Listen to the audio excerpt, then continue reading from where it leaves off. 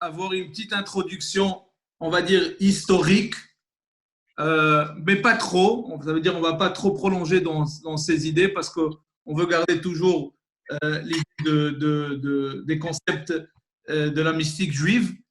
En même temps, je pense que c'est très, très important et je pense que j'ai souligné ça la dernière fois quand on avait commencé le cours. C'est le fait que c'est très important de garder quelques concepts de base, si on veut, de Kabbalah qui se répètent à plusieurs fois. Et je pense qu'on a parlé un petit peu de cette idée la semaine passée. Aujourd'hui, on va essayer d'aborder aussi sur l'idée de la métaphore humaine qui est utilisée aussi dans les écritures de Kabbalah. Et quand je parle de la métaphore humaine, et on va voir que ça se répète à plusieurs fois, soit dans les écritures de Kabbalah, soit dans les doutes, soit même dans la philosophie juive qu'on va voir, et aussi la métaphore de la lumière. Maintenant, je sais que pour certains d'entre vous, que vous avez un peu d'expérience d'études de Kabbalah, ces idées-là sont très courantes. On parle beaucoup de fois de l'idée de Or En Sof, que les Mekoubal appellent beaucoup, quand on veut pas définir, mais quand on veut parler de Dieu, si on veut, dans les textes de la Kabbalah, on parle toujours du Or En Sof ou du En Sof. Alors, si on va appeler le En Sof, ça veut dire l'infini. Le En Sof, c'est l'infini. Et si on parle du Or En Sof, là, on parle déjà de cette révélation de l'infini. Et donc, évidemment, il faut donner quelques introductions toujours, parce que quand on parle de lumière, on ne parle pas d'une ampoule, évidemment. Et donc, quand on parle de la lumière, quand on parle du Or En Sof, qu'est-ce que vous entendez quand je dis Or En Sof, les amis? Quelqu'un peut essayer de m'expliquer quand on parle de la lumière de Dieu, cette idée de lumière, ça veut dire quoi la lumière? La révélation. Or HaChaim. Or HaChaim? Non. La révélation de Dieu. Oh, très bien. Alors déjà, on voit que la lumière, et on va voir pourquoi les Mekoubal, c'est ça que je veux traiter ce soir, pourquoi est-ce que les kabbalistes reprennent ce mot ou emploient ce mot ou un mot même favori chez les kabbalistes de lumière. Mais oui, effectivement, une des choses que la lumière représente, c'est une certaine révélation. Quand on rentre dans une pièce qui est sombre, quand on allume la lumière, on peut voir. Et donc, dans ce contexte-là, je commençais premièrement à définir la métaphore humaine. Ça veut dire quoi? Alors, premièrement, pour décrire la présence de la divinité dans l'univers, la métaphore que les kabbalistes, de même que de nombreux philosophes, préfèrent, c'est l'analogie avec l'homme. Alors, quand on parle, par exemple, des concepts théologiques définissant la relation entre Dieu et le monde, sont souvent empruntés à ce qui existe entre le corps et l'âme. Et donc, quand on parle toujours de cette relation de l'homme et de l'être humain et du bon Dieu, il y a toujours cette idée du corps et de l'âme. On cite alors en particulier les forces de l'âme, ses facultés, ses fonctions et ses manifestations. Mais ceci est toujours basé, et cette référence servant de base à cette présentation est le verset par ma chair, et je cite un verset dans Job, par ma chair je contemplerai le divin, mipsari herze eloka. Par ma chair elle-même, je contemplerai le divin. Qu'est-ce que ça veut dire ça? Ça veut dire que nos sages disent, tout comme l'âme se répand dans l'ensemble corps, voit mais n'est pas vue, fait vivre le corps, est pur, pénètre jusqu'au plus profond, et la même dans tout le corps. Ne mange pas, ne bois pas, a une place dans nul, dont nul n'a connaissance. Il en est de même pour le béni soit-il. Ça, c'est une référence dans la Gemara. La Gemara, elle dit qu'en fait, l'âme, si on veut, ou Dieu, par exemple, Dieu lui-même est comparé à l'âme. L'âme, Dieu qui donne la vie au monde entier, comme que la Neshama, comme l'âme, donne la vie au corps. Le corps n'est pas vu, la Neshama, l'âme elle-même n'est pas vue, mais on la ressent. Dieu, c'est la même chose. C'est cette vitalité qui est donnée à la Neshama que Dieu donne à l'univers.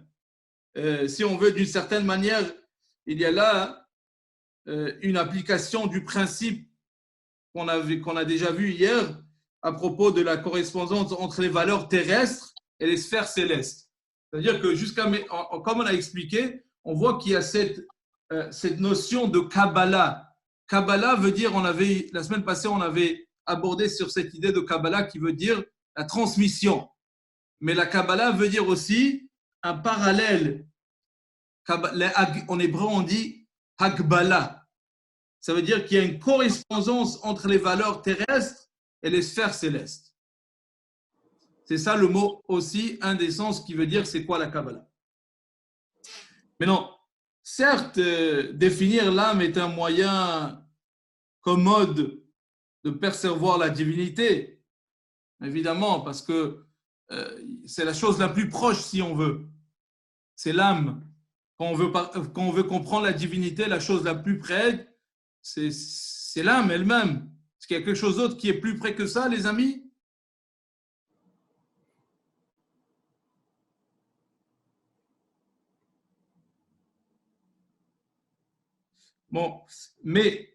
Alors on comprend que c'est le moyen commode de percevoir la divinité, c'est la neshama, c'est l'âme. Mais une telle démarche reste cependant toujours dans le contexte de anthropomorphique, oui, dont la portée est donc nécessairement limitée et qu'il faut considérer avec précaution. Alors quand on parle toujours de Dieu lui-même et de cette idée que le corps et l'âme représentent Dieu, c'est toujours très limité à notre compréhension.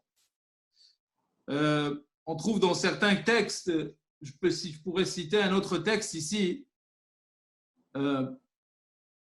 dans le Zohar, c'est rapporté que cette comparaison permet d'obtenir une perception approximative, explique le Zohar, car en réalité, elle n'a rien à voir avec ce qu'elle doit décrire.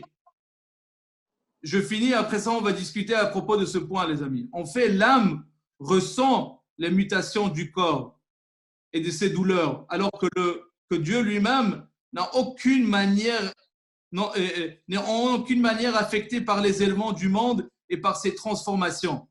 Ce qu'à Dieu ne plaise, ni même par le mode lui-même, tout cela n'a aucun effet sur lui. Qu'est-ce que ça veut dire tout ça, les amis?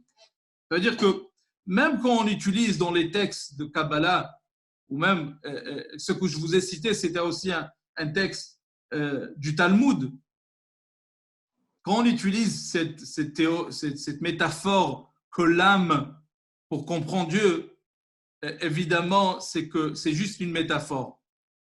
Et c'est juste pour rapprocher les idées à l'être humain lui-même. Qu'est-ce que je veux dire par là? Je veux dire par là parce que, exactement, est-ce que l'âme est affectée par les changements du corps? Quand quelque chose arrive au corps, est-ce que l'âme est affectée? Oui. Non? On ne pensait pas, non. Pourquoi? Parce que l'âme est séparée du corps. Rose? Non, moi je pense que ça va ensemble. L'âme est dans le corps, elle ressent tous les sentiments du corps. On dit qu'il faut prendre soin de son corps pour que son âme s'y sente bien. Donc c'est que c'est lié. C'est ça. Ok, mais qu'est-ce que vous ressentez?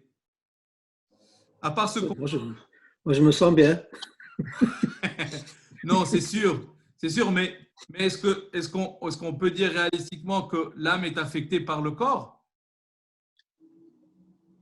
Bien sûr, Je pense que oui, bien sûr, bien que sûr, ça fait un, oui. bien sûr. C'est corps et âme. Ça veut dire que cette idée de corps et âme, la neshama, quand on n'est pas bien, comme on dit, quand on n'est pas bien dans sa peau, comme on dit ici au Québec, quand une personne n'est pas bien dans sa peau, quand l'âme, elle n'est pas bien, le corps aussi le ressent. Ben oui.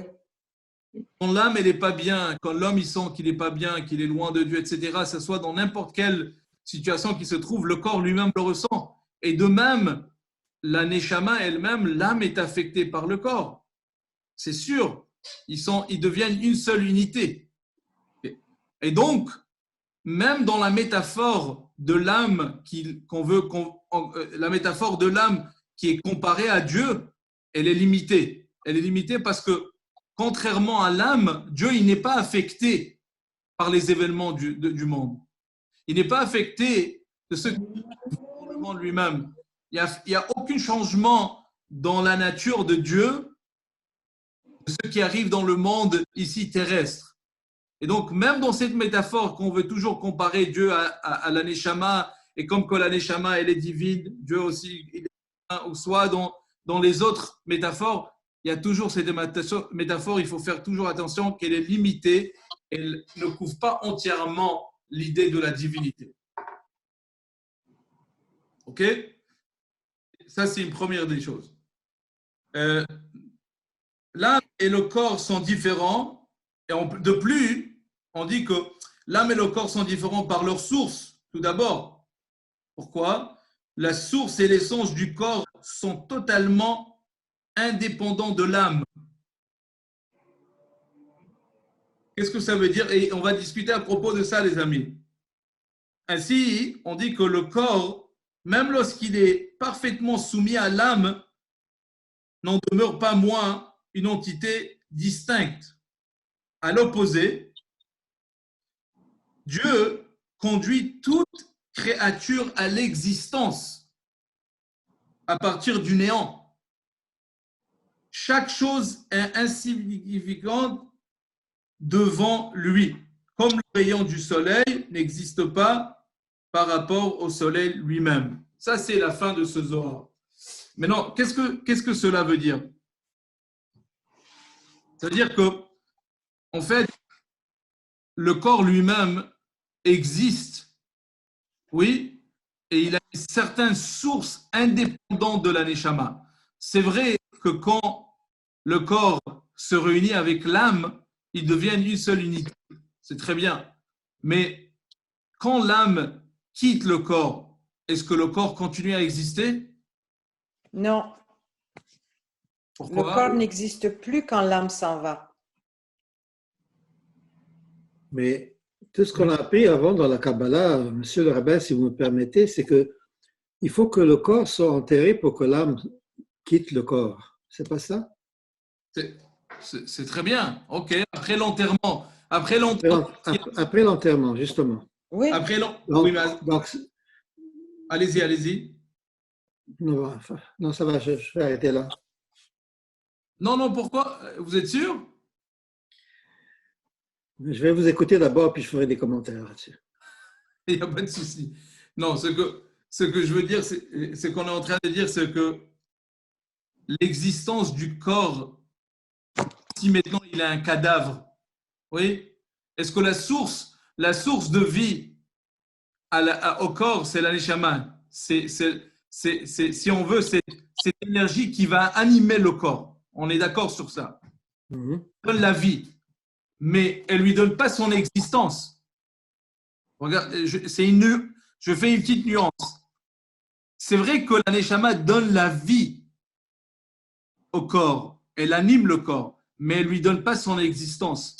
Pour le fait qu'on voit que même après qu'une personne elle est décédée, oui, ou même après qu'il est enterré, il reste toujours un cadavre.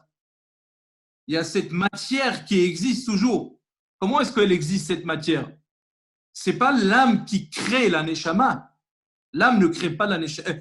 Pardon, ce n'est pas l'âme qui crée le corps. Ça, c'est évident. Elle lui donne une vie, oui, mais elle ne le crée pas. C'est-à-dire que le cadavre continue à exister, ce corps que sa vitalité lui a été prise, il existe toujours par le fait que Dieu crée à chaque instant. Oui?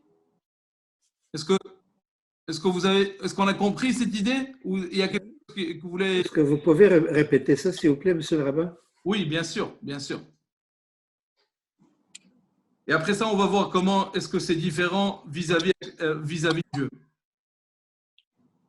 La Neshama elle-même, il y a une partie de la Neshama, et quand je dis une partie, ça aussi, c'est quelque chose à définir. Qu'est-ce que ça veut dire? Parce que la Neshama, ce n'est pas un gâteau, on ne peut pas la couper en plusieurs parties, mais il y a une certaine étincelle de la Neshama qui est vêtue dans le corps.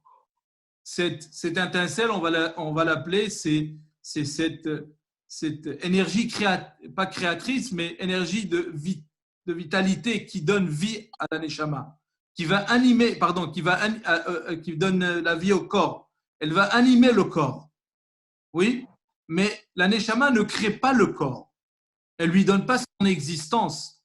Elle lui donne sa vie, mais pas son existence. L'existence physique. Oui, l'existence physique. Et la preuve, c'est quand la Neshama, elle quitte le corps, quand l'âme quitte le corps continue à exister. Bon, il existe. C'est de là d'où vient le concept de résurrection, vient de là, je suppose. C'est ça ce que vous voulez dire? Que le corps continue à exister. Ah, non, à ce que je voulais en venir, c'est que le corps, il a une source d'existence indépendante de l'âme. Il n'existe pas par l'âme ou à cause de l'âme, mais il existe indépendant. La matière elle-même n'est pas dépendante de l'âme. Elle existe toujours, même après que l'âme a quitté le corps. Ce qui veut dire par là, c'est un concept très fort dans la Kabbalah. On sait très bien que chaque chose qui a été créée dans le monde a été créée par la parole de Dieu. Mais je vous parle déjà de la création du monde ici, physique, matériel. Le temps, l'espace et tout ça, ça a été créé au moment de la création. C'est bien, mais il y a beaucoup de choses dans la création qui n'ont pas été clairement énoncées. Par exemple, on va prendre le mot « even ». En hébreu, ça veut dire une pierre, un rocher. Ce mot-là n'est jamais énoncé dans les 10 paroles de Dieu quand il a créé le monde. Alors, comment est-ce qu'il vit? Comment est-ce que la pierre a été créée? Alors, le Midrash de Tehillim, il dit comme ça. Le'olam Hashem divrecha nitzav bashamayim. Les paroles de Dieu qui ont créé au moment de création n'est pas simplement un moment historique, mais c'est quelque chose de perpétuel. À chaque moment, Dieu, il crée. C'est-à-dire, il y a un moment de création, il y a aussi un moment de garder cette création, de préserver la création. Ce n'est pas simplement un moment où Dieu, il a créé et il se retirait. Dieu, il ne s'est jamais retiré. À chaque moment, il perpétuellement, cette énergie créatrice existe dans chaque chose physique qui lui donne son existence. Oui, et donc création, ensuite cette énergie créatrice qui est vêtue dans chaque chose physique dans le monde, qui est perpétuelle. Les scientifiques vont les appeler des neutrons, des protons, whatever. Que ce soit n'importe comment on veut l'appeler. Mais c'est cette énergie qui crée, qui donne vie à chaque chose. Très bien. Maintenant, ce mot « even », c'est vrai qu'il n'est pas énoncé dans les 10 brotes que Dieu a créé, avec quoi Dieu il a créé, façon de parler du monde, mais il y a des différentes siroufim. Ces mots-là ont été interchangés, etc., avec des lettres qui créent et qui donnent vie à chaque chose dans le monde. Et donc, chaque chose matérielle et physique, elle a une source dans les 10 paroles au moment de la création. Cette source de la matière existe par conséquence de ces paroles qui sont perpétuellement répétées pour que chaque chose continue à exister dans le monde. Maintenant, revenons à notre point. L'âme, elle donne vie. Elle donne vie au corps, mais elle ne lui donne pas son existence. L'existence de la matière existe par la parole de Dieu. Est-ce que c'est plus clair maintenant? Et donc, il y a une différence, il y a une nuance avec création et vitalité, vie. La Neshama donne la vie, mais elle ne crée pas le corps. Elle ne crée pas la matière du corps. Est-ce que c'est clair, les amis? Est-ce qu'il y a une question sur ce point? N'est-ce pas que le corps est créé et puis la neshama est insufflée dans le corps? C'est pas ça? C'est exactement ça. C'est exactement ça. Le corps existe, mais il n'existe pas. C'est pas la neshama qui le crée. Le corps Il existe. existe déjà. Et la neshama créé. exact. Et la neshama est insufflée dans le corps, Voilà. qui anime le corps. Oui. Alors, ça veut dire que le corps, il a une source de vie, ou il a une source d'existence, pardon, pas de vie, je ne veux pas mélanger les concepts. Il a une source d'existence qui est indépendante de la neshama, parce qu'il existe sans la neshama. La matière existe sans la neshama. Ceci n'est... Ok, très bien. Alors ça, c'est la relation entre le corps et l'âme. Mais si je peux, Allez-y, j'ai une question. s'il vous plaît. Dans ce cas-là, Monsieur Rabbin Pinto, Oui. qu'est-ce qu'elle vient faire la neshama dans le corps? Si le corps est déjà créé et la neshama est ensuite insufflée dans ce corps-là, qui est le keli, comme on dit, Oui. qu'est-ce qu'elle vient faire cette neshama dans le corps? C'est quoi sa raison d'être? La raison d'être de la neshama? Ouais. Si le corps existe déjà, Oui. qu'est-ce qu'elle vient ajouter la neshama au corps? Quelqu'un veut répondre à cette question? La neshama donne la vie au corps. Tu peux avoir un corps physique, de la chair, un corps physique, mais la vie dans ce corps-là est donnée par la neshama. C'est comme ça que moi je le vois. C'est pas ce qu'il a dit. Il a dit que le corps existe déjà. Oui, le corps existe Oui. comme tel, mais il n'a pas de vie. Le corps est inerte, il n'a pas de vie. La vie, qu'est-ce qui donne la vie au corps? C'est la neshama. C'est comme ça que moi je l'ai compris. Exact.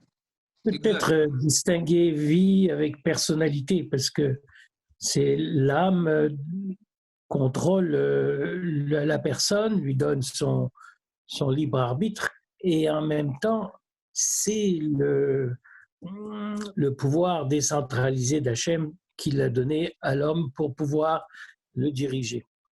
Non, alors très bien. Je vais vous donner un autre. Merci, c'est très bien dit ça, Maurice. Laissez-moi vous donner un autre exemple. Est-ce que la pierre, elle a une neshama? Non. Oui. Non, non. La pierre aussi, elle a une neshama. Je vais vous dire. Et vous avez, bien sûr, la première fois quand j'entends ça, moi aussi, j'ai dit la réponse comme vous. Bien sûr que non. Le Harizal, il dit que oui, chaque chose, elle a une neshama. La pierre a une neshama, mais elle n'a pas une neshama animée. C'est quoi cette neshama? Quelle est la neshama de la pierre, du rocher, de quelque chose qui est inerte? La parole de Dieu qu'il a créée à chaque instant. Parce que sans cette parole, elle ne peut pas exister. Elle n'existe pas. Mais on est d'accord que la neshama qui se trouve dans la pierre et la neshama qui se trouve chez l'être humain, elle est complètement différente. Ici, la neshama, elle anime le corps. Tandis ici, la neshama donne juste l'existence au corps, juste l'existence à la pierre. Et donc, c'est toujours très différent. La neshama ne crée pas. C'est la divinité. C'est ce qui anime le corps. C'est ce qui lui donne la capacité de créer, de parler, de faire une mitzvah, de bouger ses mains, de marcher avec ses pieds, de faire, de penser, de réfléchir, d'avoir des réflexions. Ça, c'est ce que la neshama, elle donne au corps. Le corps, il peut exister, mais il ne peut pas être animé sans la neshama. Est-ce que, selon cette hypothèse, on pourrait dire de la même façon que les animaux, eux aussi, ont une neshama? Bien sûr. Bien sûr que les animaux, ils ont une neshama. Ils ont une neshama différente de l'homme, mais ils ont une neshama, c'est sûr. Les plantes aussi, ils ont une neshama. Bien sûr. L'écologie dans l'ensemble, elle a une neshama, ça c'est sûr. Le monde entier. Le monde aussi, il a une neshama. Et c'est ce qu'on vient de voir maintenant dans le Talmud. C'est qui la neshama du monde?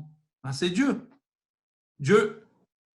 Le monde, c'est un réceptacle pour recevoir cette divinité. Et donc, et encore, c'est la même chose. Le monde, maintenant, on va arriver à cette métaphore avec Dieu. Jusqu'à maintenant, on a donné la métaphore de l'être humain. Cette tension qu'il y a entre la neshama et l'âme. La neshama et le corps. Cette même tension existe avec Akash Baruch Hu. On vient de voir que oui, mais pas exactement. Parce qu'ici, on ne peut pas dire ça. Le monde ne peut pas exister sans Dieu. C'est ça où la métaphore, elle devient proche. La métaphore et de cette relation de l'âme et du corps peut être comparée à Dieu et le monde, mais pas entièrement. Parce que le corps, c'est vrai, le corps peut exister sans la neshama, mais le monde ne peut pas exister sans Dieu. C'est là où il y a une différence. C'est là où on dit, oui, la métaphore de la neshama qui est vêtue dans le corps, et donc la même chose, Dieu est vêtu dans le monde. Mais il y a toujours une différence, parce que le corps existe sans la neshama, mais le monde ne peut pas exister sans Dieu. Et donc, quand on veut faire toujours des analogies ou des métaphores humaines, des métaphores humaines pour expliquer Dieu, cette métaphore, elle est toujours limitée. C'est ça que je voulais que vous allez retenir de ça. Les métaphores qui sont rapportées dans la Kabbalah, parce qu'on va rentrer dans des idées très profondes. Bezrat Hashem, on va arriver déjà à l'idée du Tzimtzum, on va parler du Tzimtzum, de la contraction, bien avant que ce monde, avant qu'il a été créé, le monde matériel, on va parler du Tzimtzum, on va parler du Or, on va parler du Or En Sof, le Or HaKav, les Sphirot. Mais bien avant qu'on arrive à ces idées-là, il faut déjà comprendre que toutes les analogies et les métaphores humaines sont limitées dans le sens qu'on ne peut pas entièrement les comparer à l'essence de Dieu ou même à la manifestation de Dieu. Et donc, ok? Alors, ça, c'était l'exemple de la métaphore humaine. Est-ce qu'il y a une autre question à propos de ça avant que...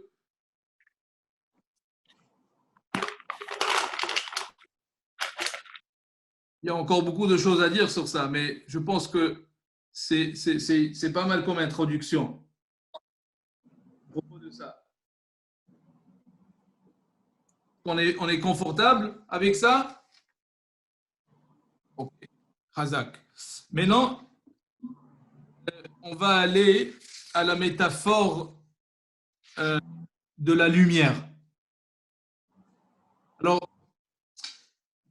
tout est une métaphore très courante dans la Kabbalah. Le terme de la lumière est aussi fréquemment utilisé par les sages, soit de l'enseignement ésotérique de la Torah pour décrire les différentes émanations et manifestations de la divinité.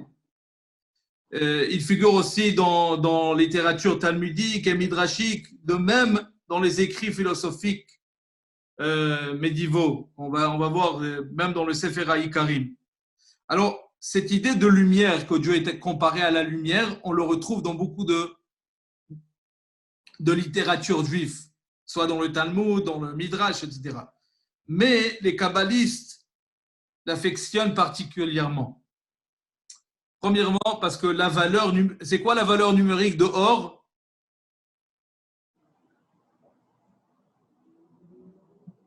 c'est la même valeur numérique que Raz.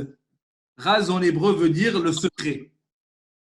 Et donc les kabbalistes avaient beaucoup lié ces idées-là du or et du Raz à plusieurs fois. Et ce terme est particulièrement bien choisi pour différentes raisons. Le terme qu'on veut définir. Alors, premièrement, je ne sais pas si vous avez déjà entendu de ce livre, le Sefer HaIkarim de Rabbi Yosef Albo. Rabbi Yosef Albo, il mentionne cette idée de la lumière plusieurs fois. Il était un philosophe espagnol. Il a vécu au XIIe siècle, 12e, 13e siècle.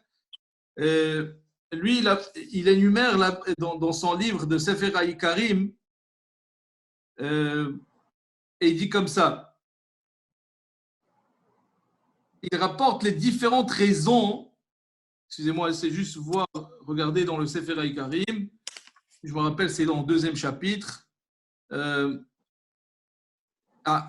dans le 2e chapitre, il rapporte les différentes raisons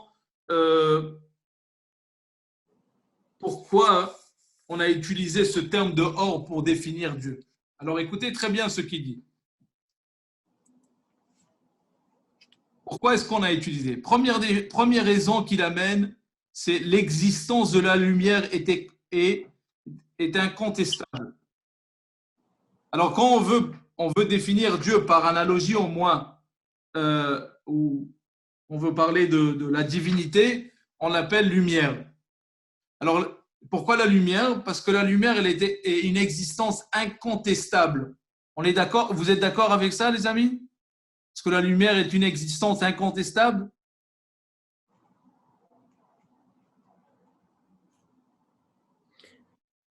Elle n'a pas toujours existé, par exemple.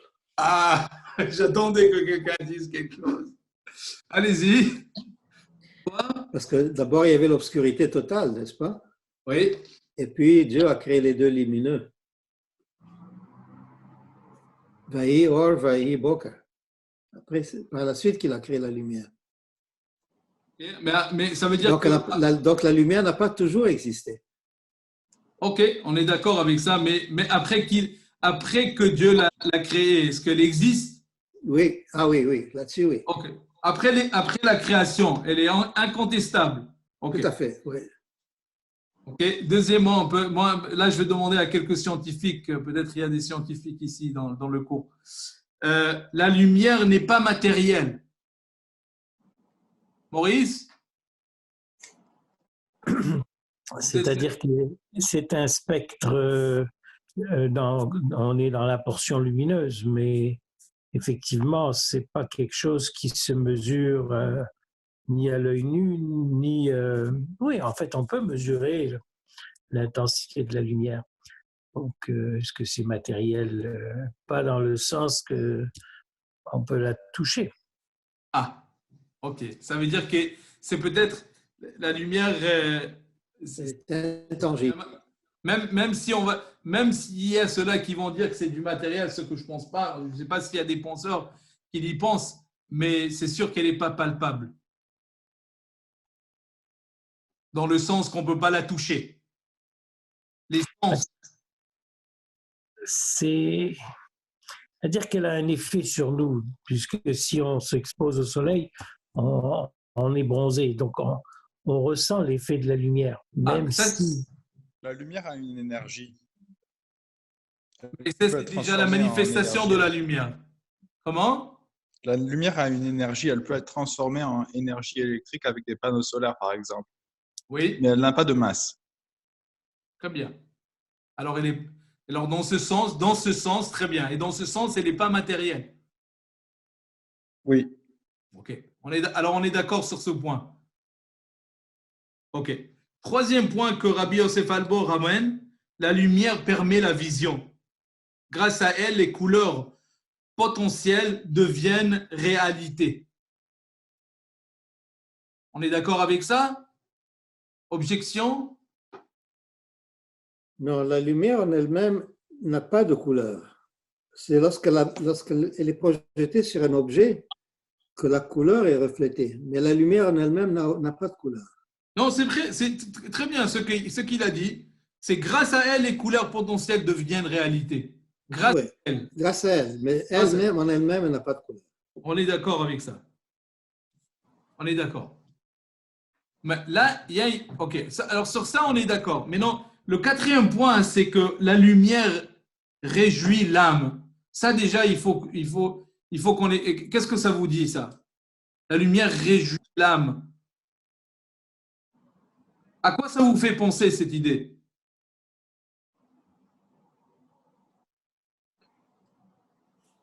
Quand il y a la lumière, l'âme se réjouit.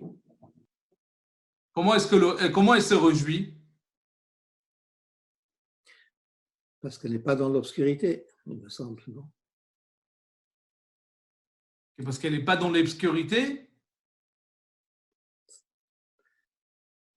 S'il faut trouver une réponse, d'après moi, c'est ça. Regardez comment ça se trouve même dans la halakha. Dans la loi. C'est parce que Hachem a créé la lumière, donc on doit être content qu'il a tout créé. Ouais, mais Hachem, il a créé aussi les. Non, il y avait la noirceur, mais aussi on dit que le noir, c'est l'extension de la lumière à l'extrême. Mais quand on dit qu'il y avait de la noirceur, ça veut dire que la lumière n'existe pas? Oui, mais la dernière fois, on avait vu, je pense dans un cours, que la lumière, le noir, c'était il y avait beaucoup de lumière contractée dedans. Bien, mais ça veut dire que s'il y a l'obscurité, ça veut dire que la lumière existe. Oui, Parce que sinon l'obscurité n'existe pas non plus. Non, oui, mais on dit, et Dieu créait la lumière, enfin, et la lumière fut. Donc, il y avait le néant. Très bien, c'est une création. On est d'accord, c'est une création. Alors, je vais vous donner juste un exemple très simple. La mitzvah d'allumer, simplement, on se trouve aussi que comment est-ce que l'âme se réjouit de la lumière? C'est au moment qu'on allume les nérodes de Shabbat. Je dirais c'est un exemple très simple, très banal, mais on voit très bien que la lumière elle-même, cette idée d'allumer une bougie, une veilleuse, etc., il y a un sens très profond à l'âme. Oui, comme il dit, Shlomo HaMelech, il dit Ner Hashem Nishmat Adam. Ner Hashem, la bougie de Dieu, c'est l'âme de l'être humain. Et donc, déjà, on voit très bien qu'il y a plus de lumière dans une chambre, le plus de bougies on allume, par exemple, même Shabbat, oui, ça amène de la lumière dans la maison et l'âme se réjouit de cette lumière. Un exemple très simple. On peut être d'accord avec ça? Ok. Cinquième point. Et donc, maintenant, n'oubliez pas, les amis, tout ça, c'est en parallèle à Dieu. Et donc, quand on dit que la lumière permet la vision, on parle aussi de Dieu. Parce que dans l'analogie ici, la lumière, c'est qui? C'est Dieu. Et donc, quand on dit l'existence de la lumière est incontestable, c'est pour ça qu'on utilise cette analogie pour définir Dieu, parce que Dieu aussi, son existence est incontestable. La lumière n'est pas matérielle, Dieu il n'est pas matériel. La lumière permet la vision, Dieu il permet une vision moins spirituelle. La lumière réjouit l'âme, Dieu il réjouit l'homme. La même idée. Cinquième point qu'il amène Rabbi Yosef Albo, celui qui n'a jamais perçu la lumière ne peut pas concevoir les couleurs, ni le bonheur et le plaisir de la clarté. Ça aussi, c'est incontestable, les amis. Et ça, c'est la même chose quand on parle de Dieu. Celui qui perçoit la lumière ne peut pas la supporter lorsqu'elle est trop intense. On est d'accord aussi avec ça. S'il continue néanmoins à l'observer, il sera aveuglé par la suite. Par la suite, ne pourra plus voir ce qui lui apparaît, ne pourrait pas voir ce qui lui apparaît d'ordinaire. Et donc ici, on retrouve un autre point, que même au moment de la création, quand Dieu il crée les mondes, je dis les mondes parce que je ne parle pas juste de ce monde matériel, physique. Quand Dieu il crée les mondes, il y a aussi cette idée du hors. Après l'idée du tzimtzum, après cette contraction, il y a une lumière qui s'appelle le orakav. Cette lumière, pourquoi elle s'appelle, vous savez, c'est quoi un cave? Une ligne. Pourquoi est-ce qu'il y a une ligne? Pourquoi est-ce qu'on définit comme une ligne? Parce qu'avant que cette lumière, avant la manifestation de cette lumière, on n'a que des igoulim, des cercles. Pourquoi des cercles? L'infini. Il y a juste Dieu. Il n'y a rien qui peut exister. Donc Dieu il cède une place, si on veut dire, il crée un espace où ce orakav. Mais pourquoi ici il s'appelle déjà un orakav? Parce qu'un cave, une ligne, est déjà définie. Elle a un début, elle a une fin. Dépendant de chaque étape de la création, dépendant de chaque monde, le plus qu'il est fin, le plus qu'il est spirituel, le plus qu'il est élevé, plus d'intensité de lumière, d'intensité de révélation qui se trouve. Et donc, il s'appelle Orakav.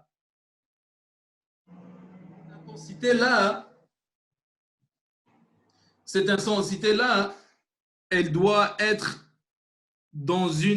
mesurée comme une ligne, comme une règle. Elle doit être mesurée dépendant de chaque monde. Et maintenant, je reviens à ce que le Ben Ishraï il rapporte. Quand la lumière elle est trop intense, il y a le Olam Ataou, Jvirat HaKelim. Quand il y a trop de lumière, ce n'est pas bon non plus. Quand il y a trop d'intensité de lumière, le monde ne peut pas l'avoir. Il faut forger un réceptacle. Orot Bekelim. Les lumières doivent être dans un réceptacle, doivent être forgées. On doit forger ce réceptacle. Et donc, quand il y a une intensité, on ne peut pas l'apercevoir. C'est l'obscurité. Le Ben Ishra, il rapporte, et je vous donne un exemple, encore dans la halakha, comment ça se retrouve. Dans la halakha, quand on fait les brachot de Kriyat Shema, on dit Yotzer Or ou Vorech Chosher. Oui, vous vous rappelez de cette partie de la lumière de Shachrit le matin. Celui qui crée la lumière, oui, et l'obscurité. C'est quoi la lumière et l'obscurité? Le Ben Ishra, il dit, quand on dit Yotzer Or, celui qui crée la lumière, il faut toucher les téphilim de la main. Et quand on dit Boré Chosher et qui crée l'obscurité, il faut toucher les téphilim de la tête. Alors la question est, mais pourquoi la tête, les téphilim de la tête sont à un niveau beaucoup plus élevé que celle de la main? Simplement du fait qu'il y a 4 parachiotes et là-bas il y a une seule parachia, il y a le shin. Bon, toutes les idées. Il y a beaucoup d'explications pourquoi les téphilim chez l'Yad sont beaucoup plus élevés. Alors pourquoi est-ce que quand on touche la lumière, on touche les téphilim de la tête, on dit Boré Chosher, l'obscurité.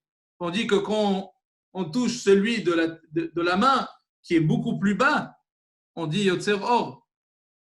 Il dit c'est très simple. Il y a un niveau d'intensité, de divinité qui est déjà l'obscurité pour nous. C'est un niveau qu'on ne peut pas atteindre. C'est un niveau qui est trop intense pour nous. C'est un niveau que l'être humain lui-même ne peut pas arriver à concevoir.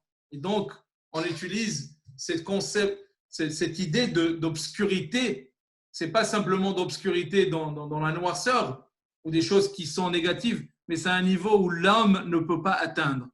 Et donc, cette idée de Yotzer Or ou Boré Chosher, c'est une intensité que pour nous, c'est de l'obscurité. Mais pour Dieu, c'est complètement de la lumière.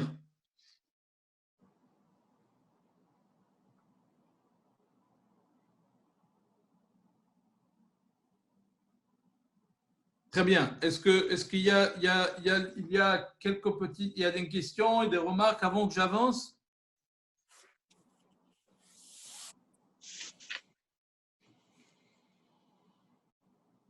Je trouve que la noirceur a une raison d'être. Pardon? La pénombre a une raison d'être. J'ai pu communiquer avec un aveugle et il m'a dit une phrase qui était vraiment extraordinaire. Il me dit, dans la pénombre dans laquelle je vis, j'ai pu apercevoir la présence divine à l'intérieur de moi-même. Et Wow. je trouve que c'est magnifique comme façon de voir le noir. Et David, L'aveugle a beaucoup de choses à nous apprendre. ah, Et bien un sûr. neveu qui est aveugle, il est doué dans la Bien sûr, bien sûr, bien sûr.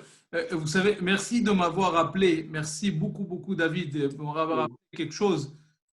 Vous savez comment est-ce qu'un aveugle est appelé dans le Talmud? Oui. Non, Le j'aimerais Talmud bien appelle un savoir. aveugle Sagi Nahor. Vous savez que c'est quoi la traduction de Sagi Nahor? Non, Sagi Nahor veut dire beaucoup de lumière. c'est ça. C'est ça. Et donc, en fait, nos sages nous expliquent qu'un aveugle, c'est pas qu'il a pas de, parce que, en fait, est-ce que l'œil physique peut voir? Non, c'est encore, comment est-ce que nos sages nous expliquent? C'est que l'œil physique ne peut pas voir. C'est cette intensité, c'est cette lumière, si on veut dire, cette neshama qui donne la vie à l'œil pour qu'il puisse voir. Et donc, l'œil de quelqu'un qui chas shalom, qui est mort, il ne peut pas voir. C'est la neshama qui lui donne. Cette intensité de la neshama qui se trouve. Chez l'aveugle, il a trop de lumière. Il a plus de lumière, mais il n'a pas le réceptacle est trop faible, mais la lumière, elle est présente. C'est pour ça que pour le Talmud, quelqu'un qui est aveugle, il est appelé Saginaor, celui qui a beaucoup de lumière.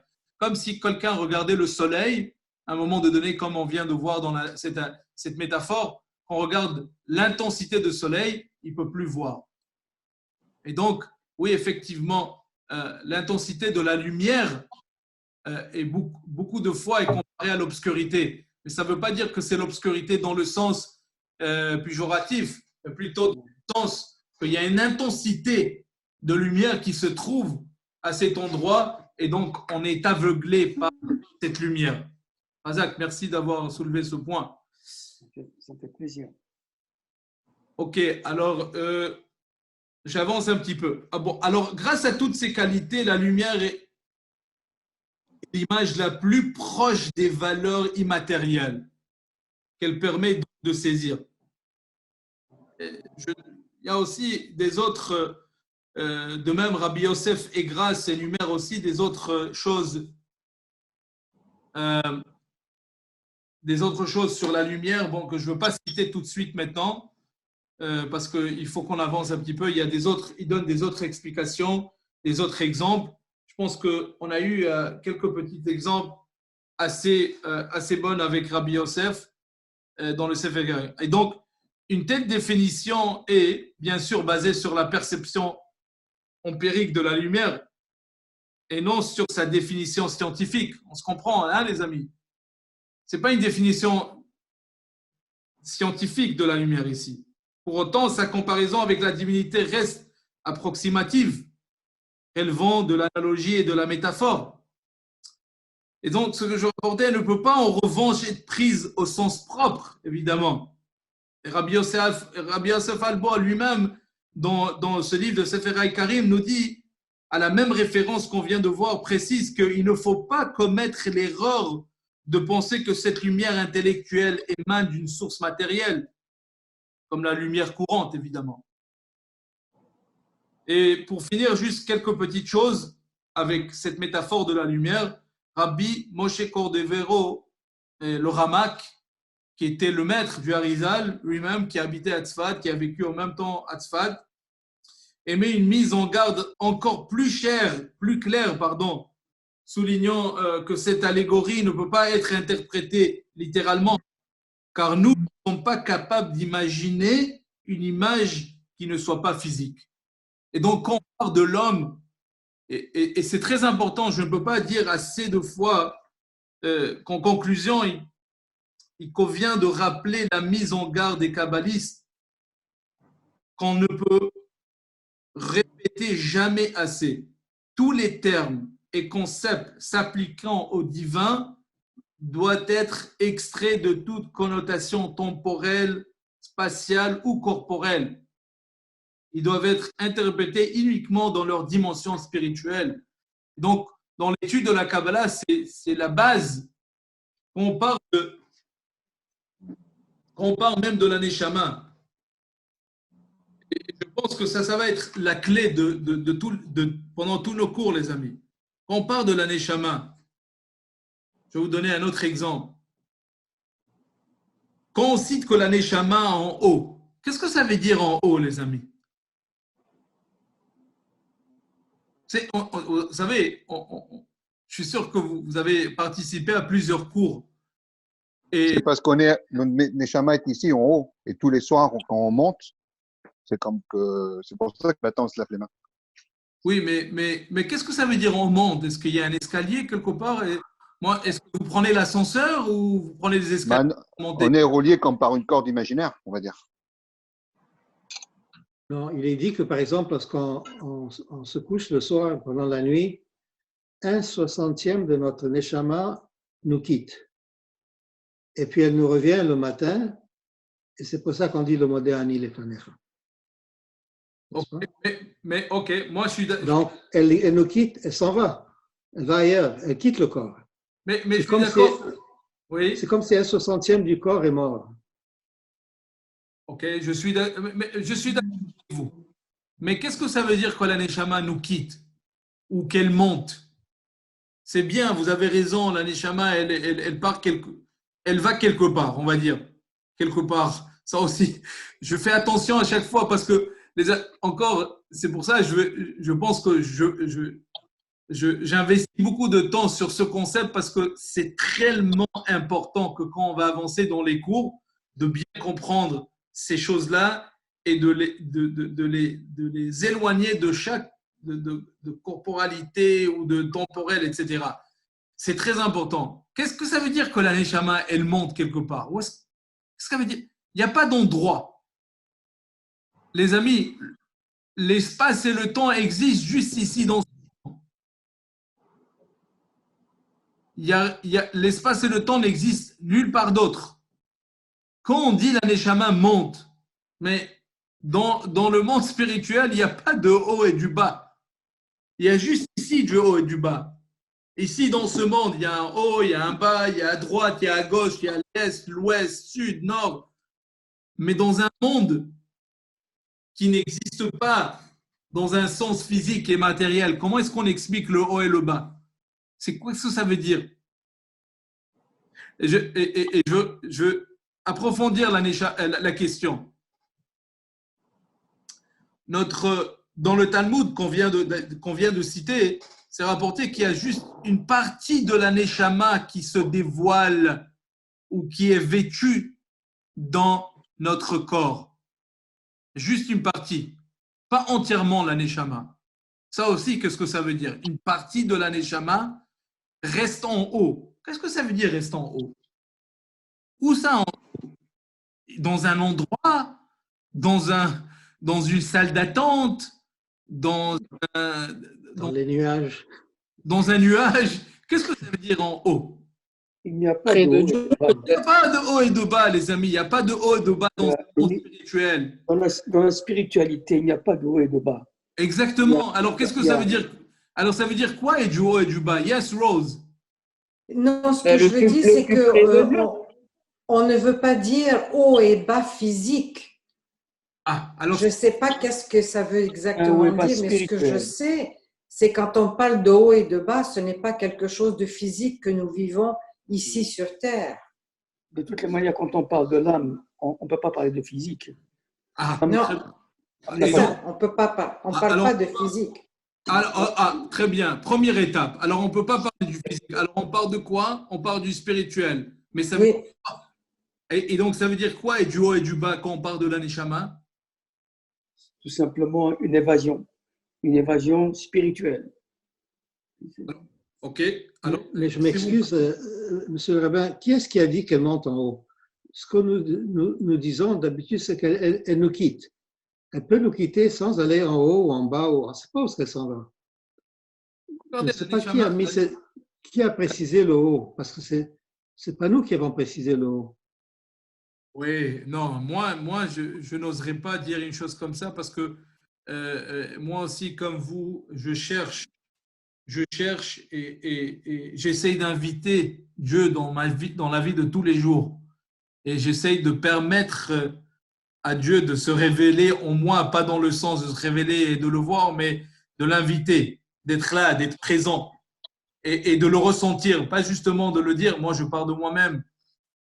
Bon, Hachem, vous êtes tous des tzadikim, mais moi-même, je cherche et suis à la recherche d'avoir une perception ou une conscience, pas une perception, pardon, d'avoir une conscience de Dieu de façon beaucoup plus profonde de tous les jours. Et donc, ça veut dire que la Neshama, nos sages nous disent clairement, c'est pas moi qui le dis, nos sages nous disent clairement qu'il y a une partie de la Neshama qui reste en haut. Il y a la Neshama monte et elle donne un din vecheshbon à la fin de la journée. Elle monte en haut vers son créateur et voilà qu'elle se présente devant lui. Elle lui dit j'ai fait ça, j'étais, etc. Et donc ces concepts-là existent.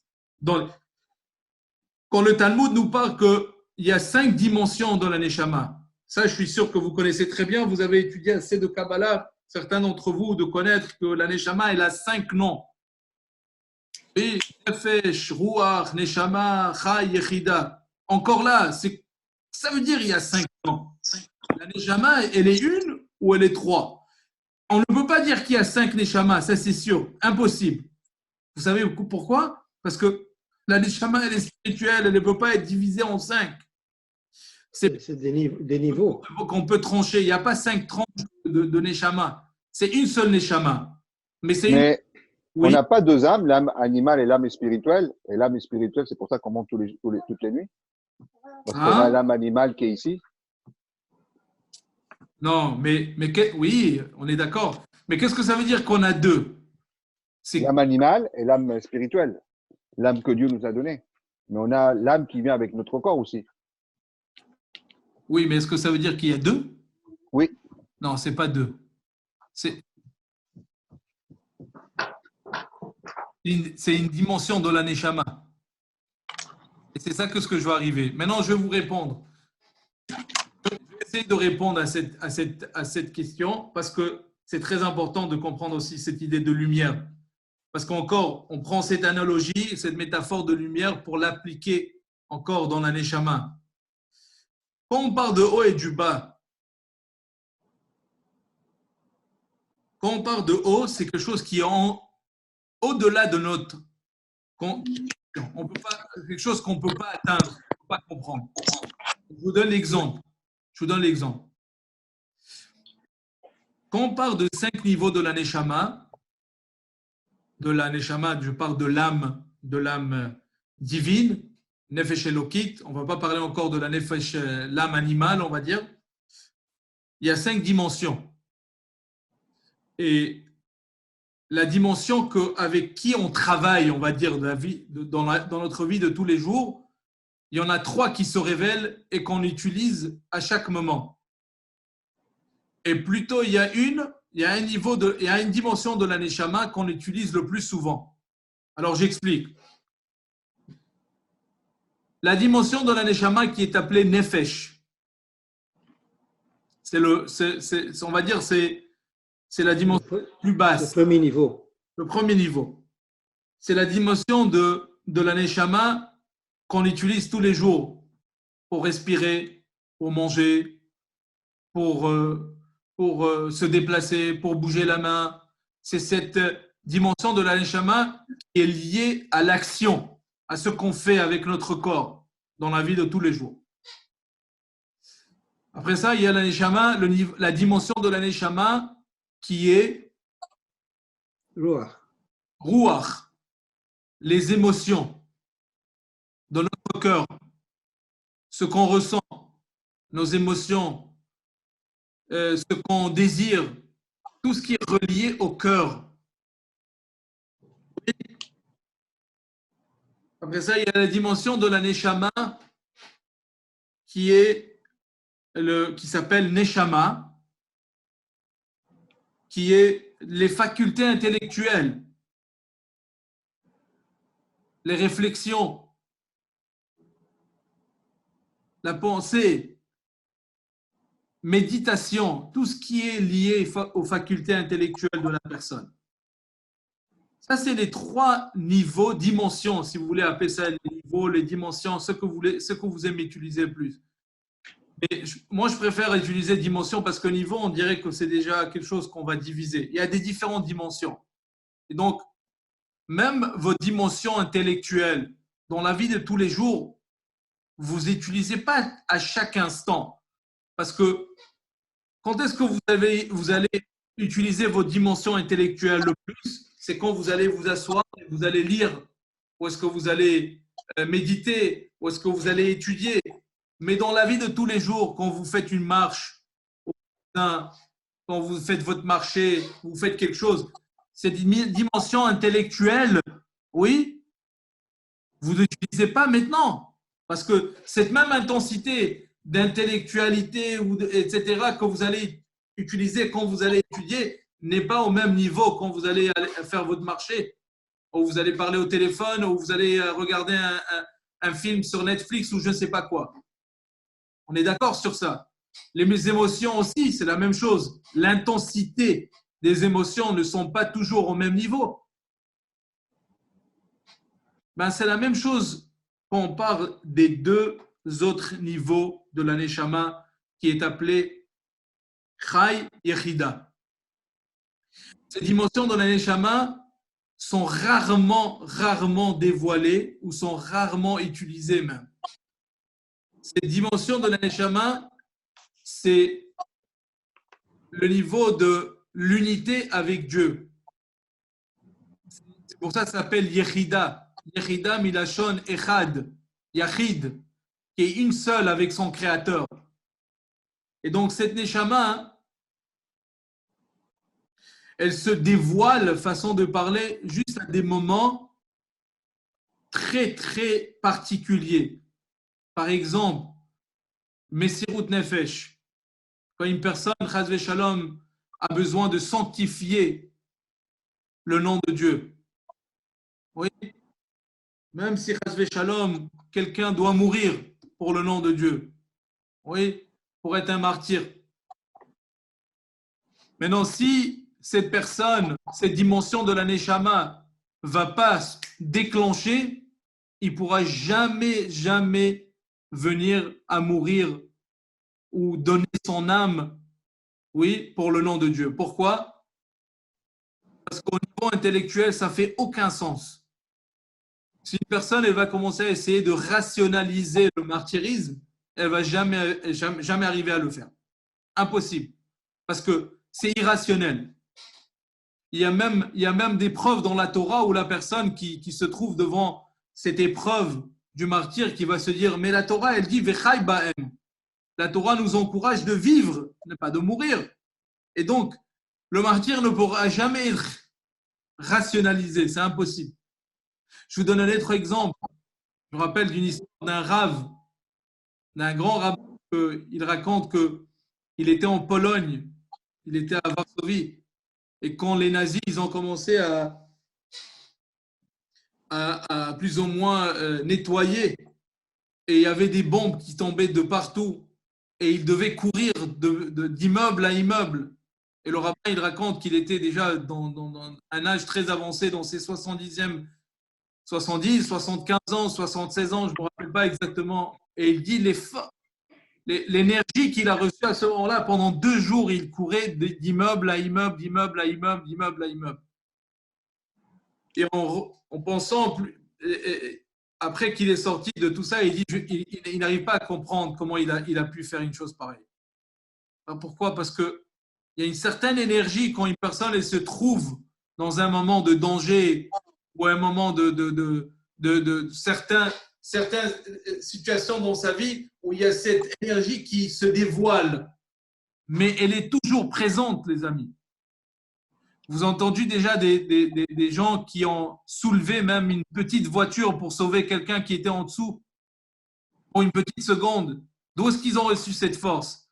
C'est au moment de leur danger où c'est ce niveau de la Neshama qui se révèle.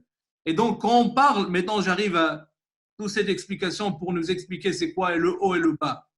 Quand on parle du haut et du bas, c'est simplement quand on dit que ce niveau de la neshama, quand on parle que la neshama, elle est en haut, c'est un niveau de la neshama qui ne se dévoile pas, qui n'est pas présent.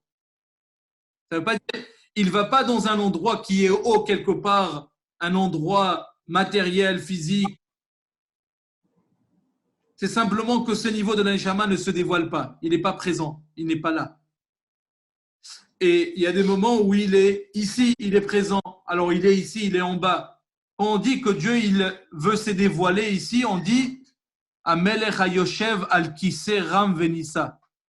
Quand on parle que Dieu veut se dévoiler à nous, on dit que Dieu il s'assoit sur une chaise. Est-ce que Dieu il a besoin d'une chaise? Non. C'est une analogie, c'est une métaphore de dire que Dieu, quand une personne elle s'assoit, elle va d'une situation qu'elle est haute à une situation où elle se baisse. Ça parle d'une révélation de Dieu. Et donc la chaise, c'est une signification d'une révélation. Quand on parle du haut, c'est quelque chose qui ne se dévoile pas. Quand on parle du bas, on parle d'une certaine révélation de Dieu. Et donc cette dimension de la neshama existe toujours chez nous.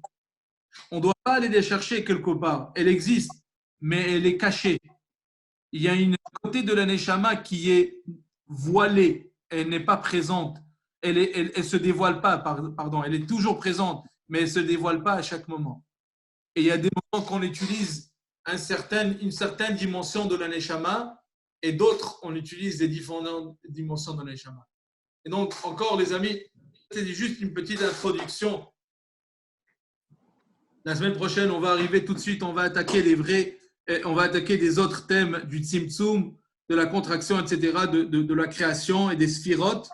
Mais ça, c'était vraiment une introduction que quand on va répéter cette idée de haut et du bas, de la neshama, c'est toujours pas temporel, c'est pas corporel, c'est des idées qui sont entièrement spirituelles, qui ne sont pas données, ne sont pas limitées dans le sens temporel ou corporel de notre compréhension. Ces termes sont utilisés pour que l'homme puisse approcher ces idées à ses capacités intellectuelles. Et donc, la Torah, elle utilise, et les kabbalistes surtout, utilisent ces concepts pour que nous, on puisse comprendre. Je vais finir juste avec cette idée. Revenons en Inde et Abraham. Abraham, il était le porteur. La semaine passée, je finis avec cette idée tout de suite et on pourrait passer, si vous avez quelques petites questions. La semaine passée, on a discuté de Adam. Adam, c'est vraiment le porteur de cette idée qu'il a été créé dans l'image de Dieu. Abraham, lui, il découvre Dieu, selon le Rambam au moins. Il y a des autres explications, mais bon, au moins selon le Rambam et le Midrash, Abraham, il a découvert Dieu à l'âge de 3 ans. Il y a certains, si je me rappelle bien, Rabbi Abraham, il explique que non, ce n'était pas vraiment à l'âge de 3 ans, c'était à l'âge de 40 ans. Le Midrash s'appuie sur quelque chose qui est rapporté dans le Passouk. Dans le Passouk, c'est écrit, je me rappelle très bien du Passouk, Ekev Asher Shama Avraham Bekoli. Puisque Avraham a écouté ma voix. Et donc, si on voit Ekev, quand est-ce qu'Avraham a commencé à écouter la parole de Dieu? Ekev. C'est quoi Ekev? Eh ben, le talent. Hein? Le talent. Le talent. Mais le mot Ekev peut dire aussi puisque il avait écouté ma voix, et donc je lui donne une bracha. En hébreu, même en hébreu moderne, on dit Ekev à davar azé, puisque à cause de cette chose. Et donc, Ekev, la valeur numérique de Ekev, c'est 100. Et comptez avec moi, les amis. Ekev Aïn, c'est 70. Kouf, c'est 100. Bet, c'est 172. À quel âge il avait quand il est décédé, Abraham? 172 ans. 175. Alors, le vaccin. You were trois. 3 years off. Alors, il dit que. Et maintenant, on comprend le passouk, dit le Midrash. Ekev, quand est-ce qu'Abraham il a commencé à m'écouter? Il y a 172 ans, quand il avait 3 ans. Vous suivez? Ekev, Abraham, Asher Shama Bekoni. Abraham, il est connu comme l'homme qui a rencontré Dieu, le premier monothéiste. Mais il est connu aussi pour avoir écrit le livre Sefer HaYetzira. Bon, il y a des autres. La majorité des opinions disent que c'était un livre qu'Abraham il avait reçu de génération en génération jusqu'à Adam et de Noach, etc. Mais c'est l'auteur du Sefer HaYetzira qui est un livre de base de Kabbalah. Abraham, c'est un kabbaliste, si on veut. Et Abraham, il avait, à part Yitzhak, il avait plusieurs enfants. Oui, il avait Keturah, il était marié avec Agar. Ces enfants-là ont quitté sa maison. Si vous vous rappelez très bien, oui, l'histoire de Agar qui a été chassée 2 fois même de la maison d'Abraham, contre sa volonté, évidemment. Mais Sarah ne voulait pas qu'elle reste chez eux à la maison. Mais avant qu'il parte, évidemment que ça lui a fait beaucoup de mal. C'est écrit que Velivne apilgashim asher le Avraham natam Avraham matanot veishalchem el eretz kedem. Il les a envoyés à l'est. The Far East. Kedem, c'est the Far East. Alors, il envoie, c'est où le Far East aujourd'hui, les amis? Afghanistan. Afghanistan, l'Inde? Ah, peut-être l'Inde. Ouais. Mizrach, le Mizrach. Donc, il part, il leur a donné des cadeaux. Quel cadeau il leur a donné? Alors, De l'eau et des dates. Non. De l'or? Il leur a donné quoi? De l'or? Il leur a donné, non. S'il aurait donné de l'argent, il lui aurait donné de l'eau et des dates, ça aurait été écrit précisément dans le verset. Mais les matanotes qu'il leur a donné, c'est les secrets de la Kabbalah. Il a donné à ses enfants qui sont partis à l'Est, en Inde ou en Afghanistan, soit, et il leur a donné ces cadeaux des secrets de la Kabbalah.